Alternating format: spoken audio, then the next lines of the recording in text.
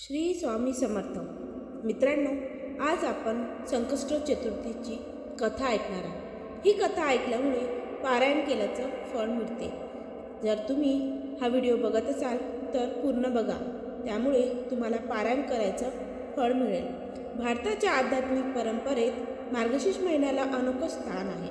या महिन्यात येते ती संकष्ट चतुर्थी. ती तिथी ज्या दिवशी गणपती बाप्पा भक्ताला प्रत्यक्ष दर्शन देतात असा जनविश्वास आहे. आपण ऐकणार आहोत एक दीर्घ, दिव्य आणि चमत्कारिक प्रवास.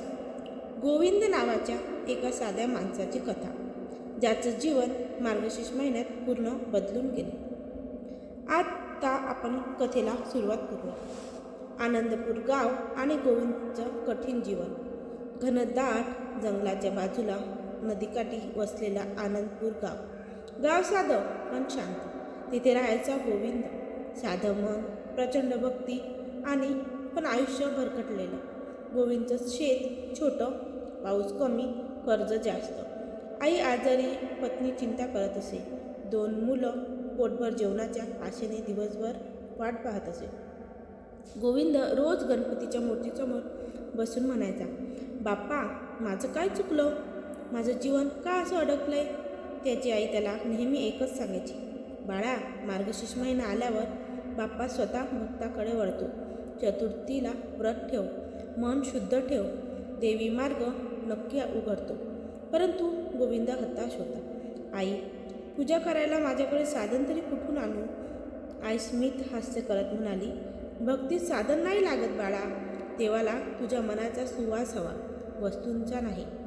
त्यानंतर गावात एके रात्री एक घटना घडते.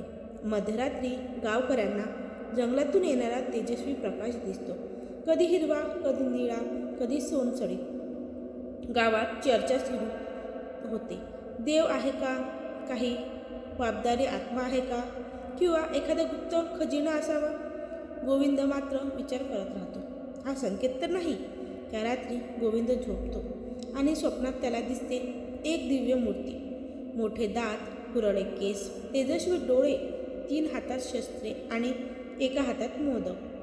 गणेशाचा तेजस्वी आभास होतो. आवाज येतो, गोविंदा, मार्गशीर्ष महिन्यातील चतुर्थी जवळ आली आहे. माझ्याकडे ये, तुझा वेळ बदलणार आहे. गोविंद दचकला.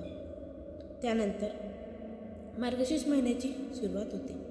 गोविंदच्या मनात एकच विचार, या महिन्यात काहीतरी मोठं होणार आहे. गावात सर्वत्र चतुर्थीची तयारी होती. भजन, पूजा, दीपोत्सव. पण गोविंदकडे पैसा नाही, फळ नाही, धूप नाही, काहीच नाही. तो आईला म्हणतो, आई, मी कशी पूजा करू? आई हातावर मायेचा स्पर्श करते. जंगलात जा, देव तुझ्याकडे काही नक्की ठेवून देईल. त्यानंतर अद्भुत पांढरं फूल. गोविंद जंगलात जातो. फक्त शांतता, पक्ष्यांचे आवाज, पाण्यावर सूर्यकिरण. अचानक एक सुवास येतो. एक विचित्र आध्यात्मिक गणेश मंदिरात जाणवतो तसा. तो सुवास त्याला एका झाडाकडे घेऊन जातो. तेथे एक तेजस्वी, चमकणारं, दुधासारखं पांढरं फूल त्याला दिसतं.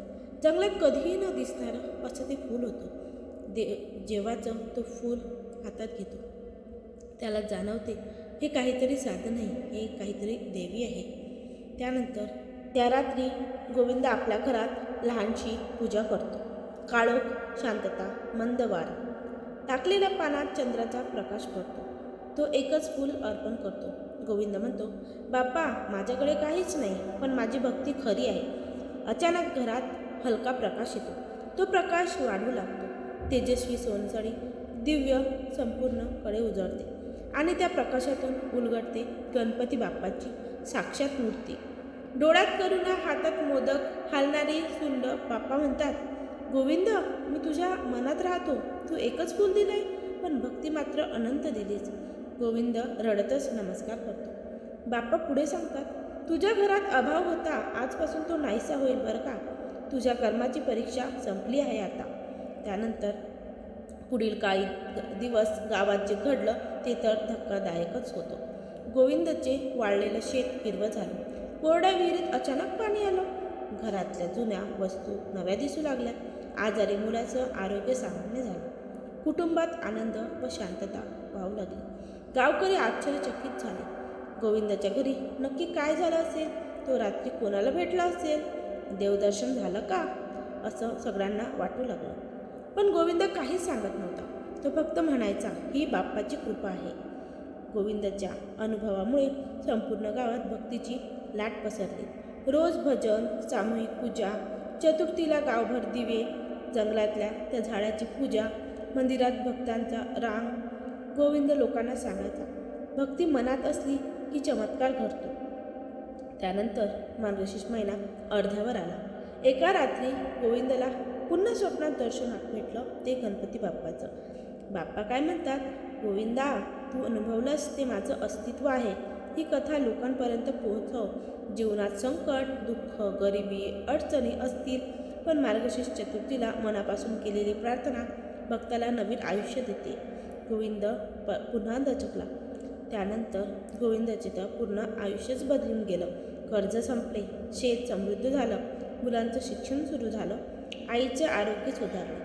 गावात मान सन्मान, लोक मार्गदर्शन मागू लागले. गोविंद आता आध्यात्मिक माणूस बनला होता. त्यानंतर एका गावकऱ्याने शंका घेतली. गोविंद खोटं सांगत असेल. हा शंकेचा प्रसंग संपूर्ण 10 तासाच्या कथेला मजबूती देतो. ती गावकरी फुलं चोरण्यासाठी जंगलात जातो. जंगलात हरवतो. भयावह आवाज, झाडांचा हलणारा आवाज, अंधार. शेवटी त्याला भ्रमात एकच आवाज येतो, भक्तीत शंका नको, सत्य स्वतः उघड होतो. तो घाबरून गावात येतो आणि सत्य कबूल करतो. त्यानंतर गोविंद वृद्धापणी ही कथा लिहितो. गावात दरवर्षी मार्गशीर्ष चतुर्थीला ही कथा वाचली जाते.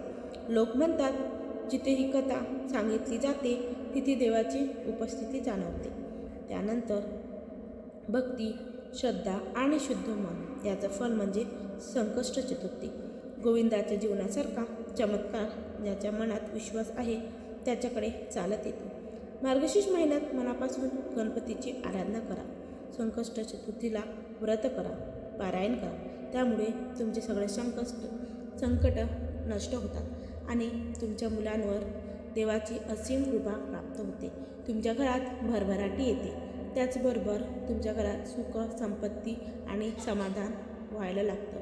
अशा प्रकारे जर तुम्हाला ही कथा आवडली असेल तर चॅनलला लगेच सबस्क्राईब करा आणि तुमच्या प्रियजनांना पाठवा, जेणेकरून ते सुद्धा या कथेचा लाभ घेतील.